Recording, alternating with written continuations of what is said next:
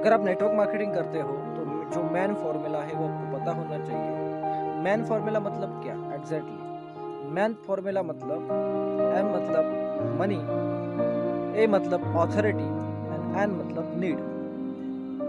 आपको step by step बताता हूँ एग्जैक्टली इसे कैसे अप्लाई करना है। जब किसी को भी आपको प्रेजेंटेशन देना है, अपने बिजनेस के बारे में कुछ आपको एक्सप्लेन करना है, तो फर्स्ट ऑफ ऑल उससे एक अच्छी रिलेशनशिप डेवलप करो, क्योंकि अच्छी रिलेशनशिप से आएगा ट्रस्ट। मतलब अगर आपके साथ एक अच्छी रिलेशनशिप होगी तो उसके साथ साथ ट्रस्ट डेवलप होगा, आप पे वो विश्वास रखेगा और विश्वास से कुछ ऐसी उसका जो प्रॉब्लम्स है, उसके अर्जेंट प्रॉब्लम्स है लाइफ में, वो शेयर करेगा आपके साथ। तो उसका जो अर्जेंट प्रॉब्लम है वो आप आसानी से पता कर पाओगे। और अगर उसका अर्जेंट प्रॉब्लम फाइंड आउट हुआ, एक अच्छी रिलेशनशिप डेवलप की, दूसरी बात है कि ट्रस्ट बिल्ड हुआ, उसका अर्जेंट प्रॉब्लम भी पता चला आपको, तो आपको अब समझ आएगा कि उसके नीड के हिसाब से आपको प्लान निकालना है। जिसे बोलते हैं नीड बेस्ड प्लान। उसकी जो नीड है उसके हिसाब से अभी आप बिजनेस का प्रेजेंटेशन दो और उसको एक जो मैन फॉर्मूला है उस मैन फॉर्मूला में आप उसे अप्लाई करो। जिस पर्सन को आप बिजनेस दिखाना चाहते हो उसके पास ये 3 चीजें होनी चाहिए। फर्स्ट मैन, उसके पास पैसा होना चाहिए। दूसरी बात है उसके पास अथॉरिटी होनी चाहिए, खुद का डिसीजन वो खुद ले। और तीसरी बात नीड, उसको जरूरत हो, उसको नीड हो।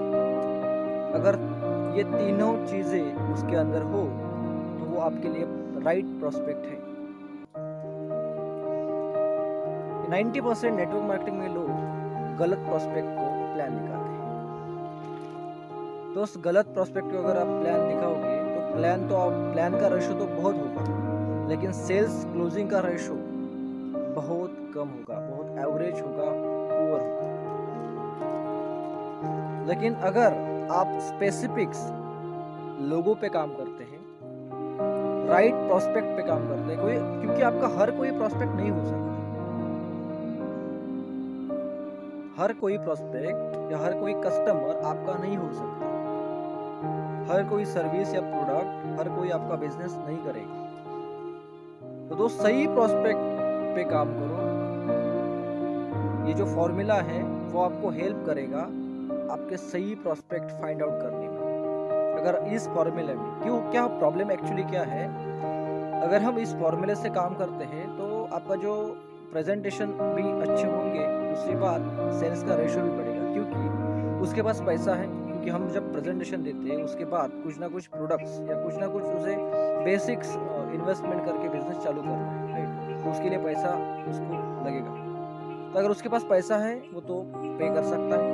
दूसरा ऑथोरिटी है, खुद का डिसीजन वो खुद लेता है, तो वो किसी से पूछेगा नहीं, खुद लेगा डिसीजन। उसके बाद उसको नीड, ज़रूरत है। तो ये 3 चीज़ें उसमें है। तो जो ज्वाइनिंग का जो आपका रेशो है वो तुरंत, मतलब ज्वाइनिंग फास्ट हो गया आपकी, राइट? और ये अगर उसके पास ना हो, उसके पास अथॉरिटी तो है लेकिन उसके पास पैसा नहीं, तो उसे पैसा अरेंज करेगा, या उसके पास पैसा नहीं इसलिए आपका सेल डिले हो जाएगा। उसके पास अथॉरिटी है, पैसा भी है, उसको नीड नहीं है, तो कोई फायदा नहीं। उसके पास नीड है, पैसा भी है, अथॉरिटी नहीं है, घर से पूछेगा, डिसीजन मेकर कोई और है।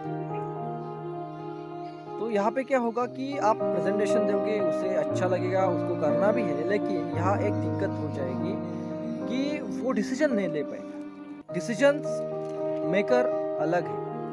तो दोस्त इसमें भी आपका सेल डिले हो जाएगा। तो इस पे 20% काम करना है, ऐसा नहीं कि काम नहीं करना है, 20% काम करना है, लेकिन 80% फोकस करना अपने राइट प्रोस्पेक्ट पे। क्योंकि राइट प्रोस्पेक्ट पे अगर आप काम करते हो, उनको ज़्यादा से ज़्यादा उनको बिजनेस दिखाते हो, तो आपका ज्वाइनिंग का रेशो, क्लोजिंग का रेशो ज़्यादा से ज़्यादा आएगा, मैक्सिमम आएगा। और उसमें क्या होगा, सबको प्लान दिखाते रहोगे तो उसमें प्रेजेंटेशन बहुत, आप प्लान शो बहुत करोगे, लेकिन उसमें ज्वाइनिंग का रेशो, क्लोजिंग का रेशो बहुत ही कम आएगा। ठीक है दोस्त, तो इसे आप अप्लाई करो, मैन फार्मूला अप्लाई करो। एक्चुअली नेटवर्क मार्केटिंग में इसी फार्मूले से ही राइट प्रोस्पेक्ट फाइंड आउट करते हैं। सो अगर ये फार्मूला आप अप्लाई करते हो अपने बिजनेस में तो 100% आपको बेनिफिट्स होगा। आप सही राइट प्रोस्पेक्ट तक जल्दी से जल्द पहुंच पाओगे और आपकी बहुत बड़ी टीम होगी